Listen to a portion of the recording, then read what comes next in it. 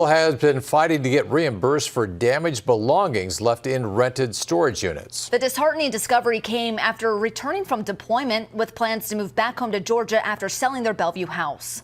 Mike McKnight shows us why the condition of their household items is sickening. When her husband returned from 6 months deployment, Jessica Sherrill came back to Bellevue from Georgia and found 4 storage units full of their belongings had been invaded by mold. There are things in here that I can't replace.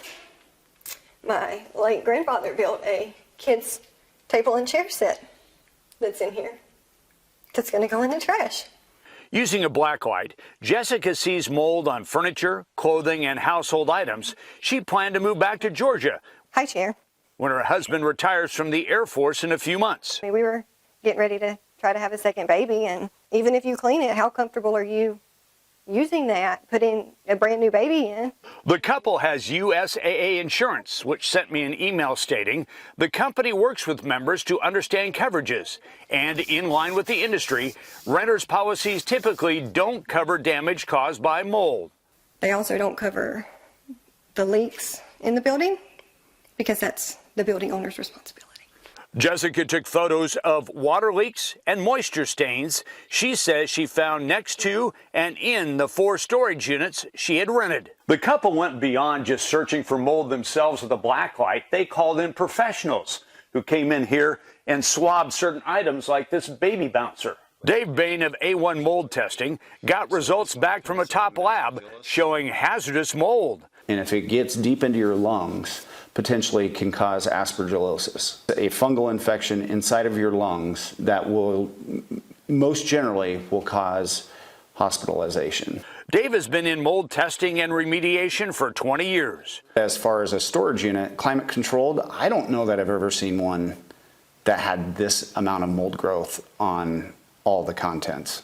An Armor Storage email says, "We're sorry to hear of the Sherrill's loss, but renters are advised there's a risk of loss from mold, and Armor doesn't cover customers' personal property losses. There's a mold warning in a new lease agreement Jessica received after she says earlier contracts didn't mention the risk." What was I supposed to do, fly back up here and me and my 2-year-old move all this stuff to somewhere else? The test results now have her suited up while seeing if any items can be saved. Already $30,000 in furniture and household goods have been thrown out. Without insurance, not covering it, we're paying for it ourselves. But the emotional cost could never be recovered after discovering the name-engraved Bible that Jessica got as a baby is covered with mold. Stuff that was supposed to pass down from me to our kids and, hopefully on to their kids, but it's going to the dump. On your side in Bellevue, Mike McKnight, 6 News. Armor Storage says it has no access to stored items to look for any issues, so customers should check units frequently and carry the appropriate insurance, which Armor offers.